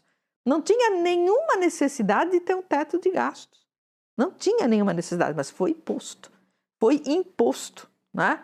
E isso constrangeu todo o Estado. Bom, depois veio o período turbulento aí de Bolsonaro pandemia, porque não dá para dissociar uma coisa da outra, né? Acabou ficando junto.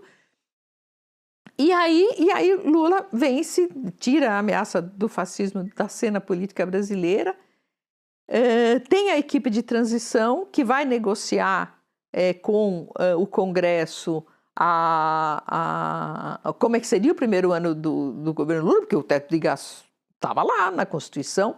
Isso é uma coisa também bizarra, né? Você colocar uma regra de política fiscal na Constituição.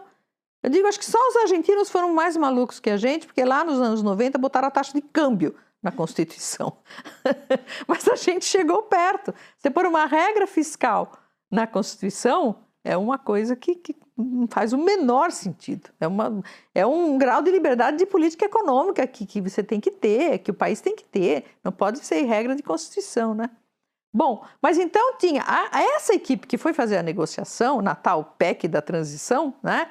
Tinha não só que arrumar o espaço para poder o governo se movimentar em 2023, que seria o primeiro ano do governo Lula, mas também tirar o teto da Constituição, né? E eles foram bem-sucedidos nisso. Acho que foram muito bem-sucedidos, porque conseguiram um espaço fiscal não desprezível, que elevou o teto dos gastos, que hoje, tudo bem, agora que tem o arcabouço e tal, está tudo mais restringido, mas você elevou o teto dessas coisas em 2023, né? Com esse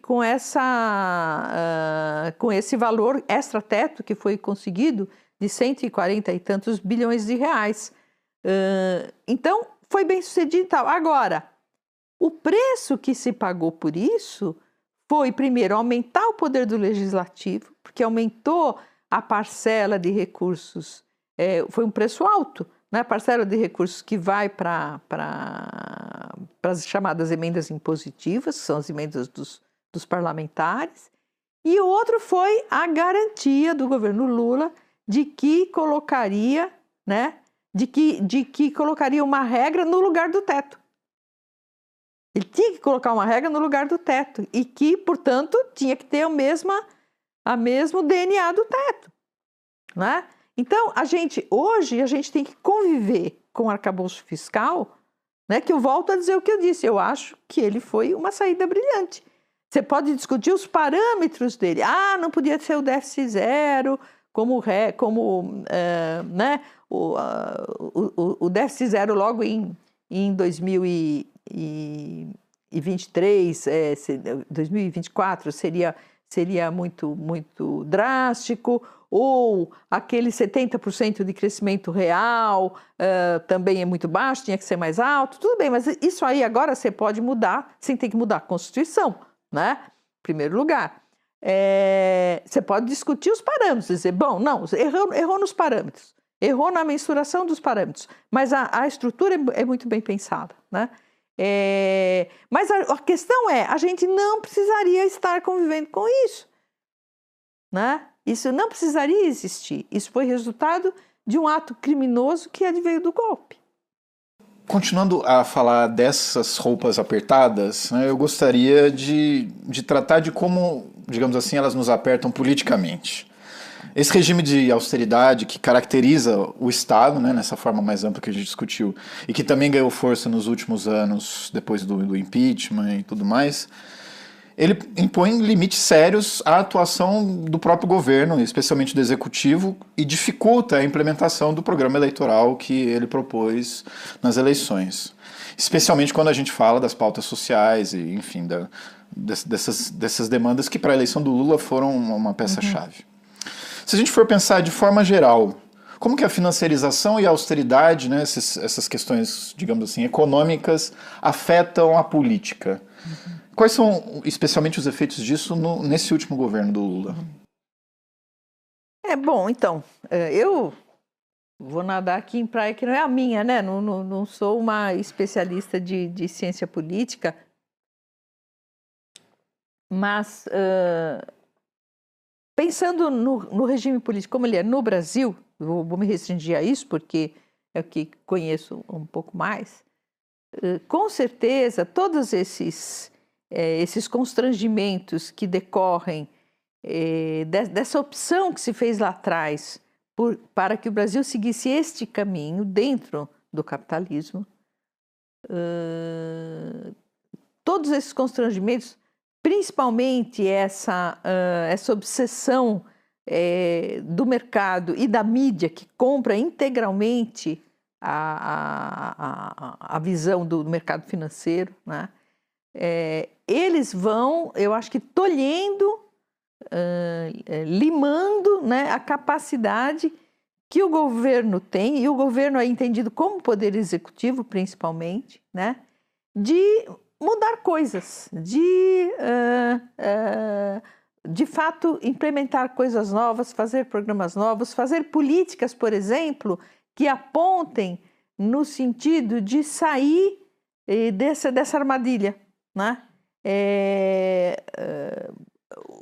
O governo vai ficando com cada vez menos instrumentos, cada vez menos graus de liberdade, cada vez menos recursos, e de outro lado vai ganhando, né? Aí estou aqui me espelhando, me inspirando um pouco nas próprias conclusões do professor André Singer, que eu julgo ser dos melhores especialistas que temos nessa área, vai engordando o poder do legislativo. Acontece que o legislativo, hoje, principalmente com essas emendas impositivas, que veio do orçamento secreto e tudo isso, ele você poderia dizer, bom, não é de todo mal, você sai do executivo, onde tem umas poucas cabeças pensantes, e vai para um legislativo que é um colegiado, que foi eleito pelo povo, etc. Acontece que hoje ele até onde eu consigo enxergar, o legislativo é um caleidoscópio de muitos interesses privados que atuam conjuntamente, que atuam no mesmo espaço, não é que é conjuntamente, atuam no mesmo espaço, estão com os vários grupos, os vários lobbies, os vários, a própria lógica eleitoral da reeleição, então o cara que é deputado, que quer continuar a ser deputado e etc.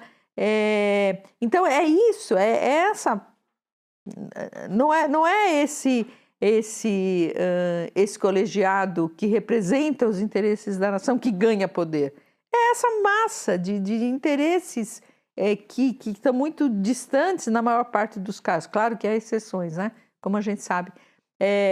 Mas que na maior parte dos casos estão muito distantes do que seria o interesse do país ou da sociedade brasileira. É isso que vai ganhando peso, que vai ganhando importância.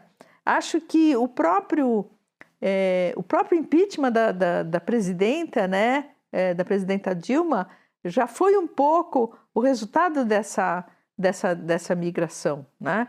E é claro que esse contexto de constrangimento da forma de atuação do Estado, do Executivo, na implementação, seja da política econômica enquanto tal, seja de políticas públicas de modo geral, tem tudo a ver com esse resultado, né? Então, quer dizer, estou lembrando aqui do professor Francisco de Oliveira, que já falava lá no começo dos anos 2000, principalmente com a decepção que ele teve com o primeiro governo Lula, né? Ele falava da irrelevância da política, né? Ele já falava disso, a irrelevância da política. Por quê? Porque com esse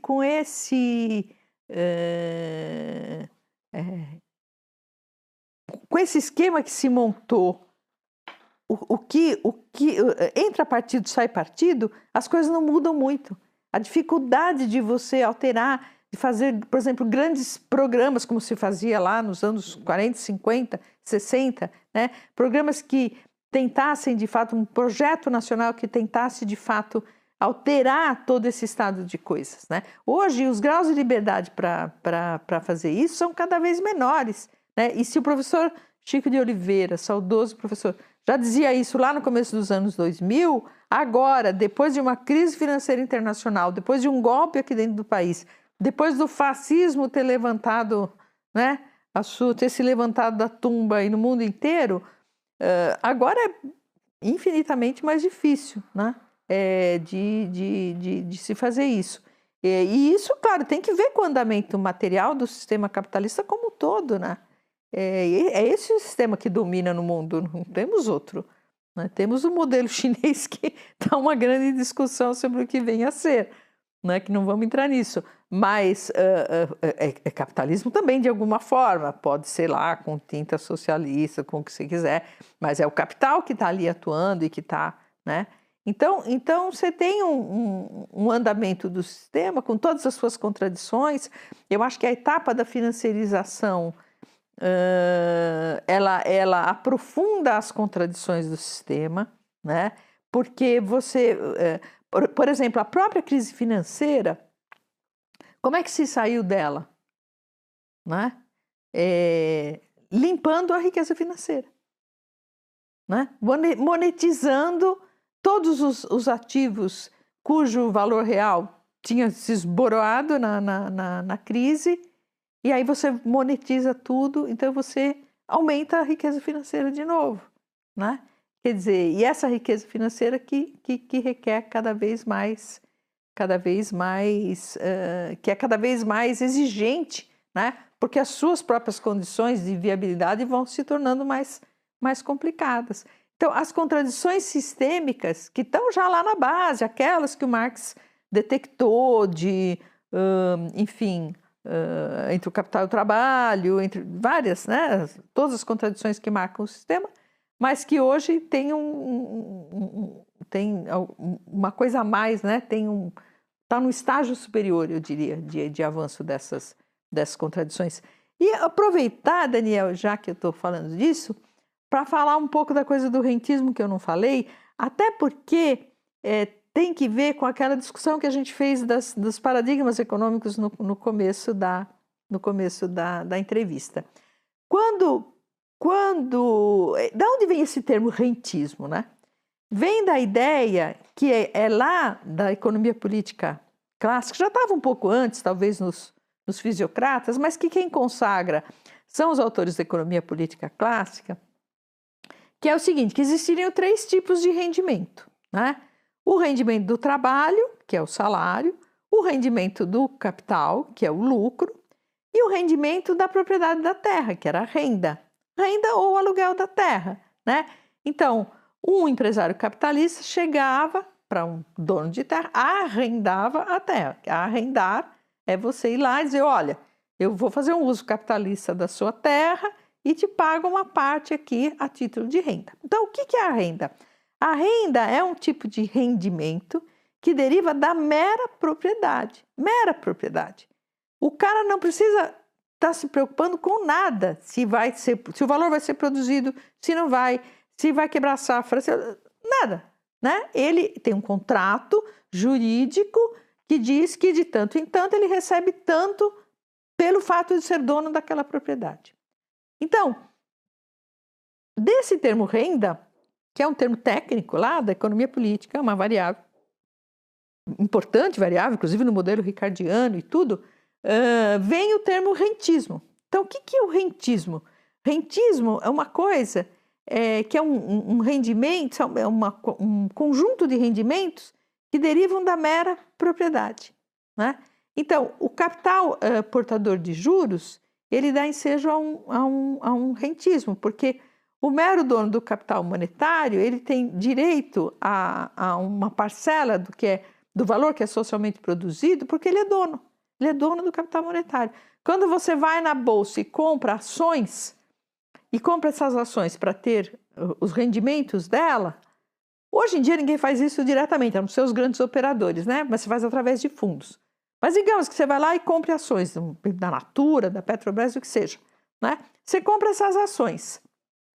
Você não precisa saber o que a empresa faz, como que ela faz, se ela trata bem os seus funcionários, se não trata, se ela é camarada com o meio ambiente, se não é. Você não precisa saber nada disso. Se tiver o lucro e tiver o dividendo, você vai receber. Rentismo, não é? Rentismo. E assim, título da dívida pública, então uma série de coisas. Então, a financiarização, ela é um tipo de rentismo. Só que tem outros tipos de renda hoje modernas no capitalismo, que não é a renda da terra lá dos economistas políticos ingleses, né? Que são coisas como, por exemplo, as marcas, né? Que geram uma coisa que o Marx chamou de renda de monopólio. Porque a marca, ela torna um bem que seria... Se você emplaca uma marca, o que isso significa? Significa que aquela... Eu sempre gosto de falar de uma linha de mochila, não vou falar o nome aqui, não vou ficar fazendo propaganda. Mas tem uma linha de bolsas e mochilas que ficou muito famosa e muito tal. Tem lá um nome. Aquele nome é valiosíssimo. Hoje o mercado de marcas no mundo é mais valioso do que o mercado de ativos físicos, né? Em muitos casos, muitos setores, ele é muito mais valioso do que o mercado de ativos físicos. Porque quando você emplaca uma marca, mesmo que você produza a mesma coisa que o cara do lado está produzindo, igualzinho, com a mesma qualidade, com tudo, né? As pessoas vão preferir este aqui, por causa da marca. E vão pagar uma renda. Uma renda, porque é como se o bem dele fosse único. E o bem único é o bem que é produzido sob a forma de monopólio. E o monopólio dá uma renda, é uma renda de monopólio. Por que ele tem essa renda, esse produtor, a mais? Porque ele produz melhor? Porque o produto dele é melhor? Não, porque ele tem um nome, ele é dono de um nome, né? Então isso é uma renda moderna de monopólio. Tem uma renda, o Marx, discutindo com o Ricardo, ele dizia que existia uma renda absoluta. O Ricardo só acreditava em renda diferencial. Não vou explicar agora porque é meio complicado. Mas a renda absoluta é isso, é uma renda que ela existe porque o cara é dono da terra. Então, o cara é dono da terra, mesmo que a terra dele seja a pior possível, ele só vai liberar aquela terra para ser usada por alguém se ele receber alguma coisa. Senão, não vai liberar, né? Isso o Marx chamava de renda absoluta. Existe uma renda absoluta moderna, no meu entender, que é derivada das chamadas mercadoria-conhecimento, né? O que é a mercadoria-conhecimento? O Marx dizia o seguinte: o que determina o valor dos bens, e depois o preço, né? O preço é uma outra etapa, o que determina o valor dos bens é o tempo de trabalho abstrato simples necessário, não para produzir o bem, mas para reproduzi-lo. Então, veja, quanto custa uma geladeira? Né? Todo o trabalho de fazer a geladeira, do operário da fábrica de geladeira, mais todos os materiais que vão na geladeira, todos os insumos, os plásticos, os motores, os circuitos elétricos, tudo aquilo, né? Eletrônicos, hoje que tudo é eletrônico, né?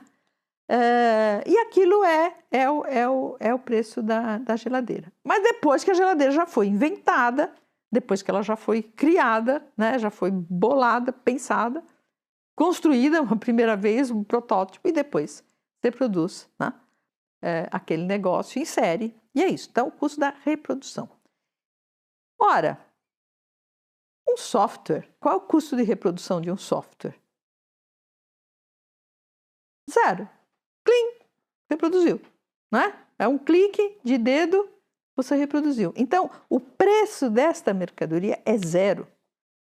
No entanto, as grandes corporações mundiais, que hoje são as mais importantes, né? só liberam esses softwares para uso, para quem deles quiser utilizar, se eles pagarem uma renda, né? Então, a propriedade dessa mercadoria, conhecimento, gera renda. Aparece nas empresas como lucro, mas do ponto de vista da economia política, é renda, né? Então, você tem... Então, por que eu estou falando tudo isso? Porque a renda aparece na economia política clássica como uma espécie de pecado contra a acumulação. O David Ricardo, que é um dos inspiradores do Marx, né, onde Marx aprende economia política com ele, com Smith, o Ricardo vai justamente escrever um ensaio lá em 1815 para mostrar que a renda da terra estava impedindo que a Inglaterra se desenvolvesse. Porque a Inglaterra estava crescendo, precisava de cada vez mais alimentos, eles tinham que cultivar terras cada vez menos férteis, e os proprietários de terra que saíam ganhando com isso e iam esmagando os lucros, né? Porque, ao mesmo tempo, os preços cresciam, então, para manter os salários dos trabalhadores em termos reais, eles tinham que ganhar mais, então, o salário subiu de um lado, a renda do outro, e esmagava os lucros. Então, a renda, que é o rendimento derivado da mera propriedade, foi visto como um pecado contra a acumulação de capital lá nos inícios do século, no final do século XVIII, início do século XIX. E hoje eu diria que ela é o coração da acumulação. É mais uma etapa desta contradição ambulante, né, que é o sistema capitalista. Enfim, fiz um grande tour aí, porque a gente estava falando, na realidade, de constrangimentos, né, a situação política e a democracia e tudo mais. Então, quer dizer, eu acho que a gente está numa etapa hoje em que a financiarização, para mim, é só o momento mais... o elemento mais visível do rentismo, que é a marca hoje do sistema capitalista. Se você pensar na financiarização 2.0, na questão da cetização, tem tudo a ver com essa coisa do rentismo, né? Então, você tem cada vez mais títulos, propriedade de título. Então, você tem uma renda por quê? Por que você está recebendo esse dinheiro? Sei lá, porque eu tenho um papel aqui, certo? Eu vou lá e recebo o dinheiro, porque eu colei a minha riqueza nesses ativos. E aí vão surgindo, né, cada vez mais ativos para fazer isso. Bom, então, isso tudo constrange o sistema de uma forma que, no caso de países como o Brasil, mas acho que não só, né, acho que a própria ascensão da extrema-direita no mundo é um pouco o resultado disso tudo, né, dessa impossibilidade de o sistema dar conta minimamente das promessas que faz de liberdade, de prosperidade e tudo mais, né? Mas isso, então, vai limitando as possibilidades da democracia de modo geral. No caso de um país como o Brasil, com esses constrangimentos impostos pela opção que fizemos lá atrás e pelo nosso sistema político, né? Que é presidencialista. Agora é um presidencialismo que, né, o próprio André Singer chama de semipresidencialismo e assim por diante. E então, para a gente concluir a nossa conversa, depois dessa boa síntese que você acabou de fazer, de tudo que a gente veio discutindo, eu queria deixar uma pergunta meio provocação. Seria possível arrancar as roupas apertadas que a gente se colocou? Ou então, brincando com a Tati, existe uma alternativa ou não existe uma alternativa? Bom, essa é a pergunta de $1 milhão, né?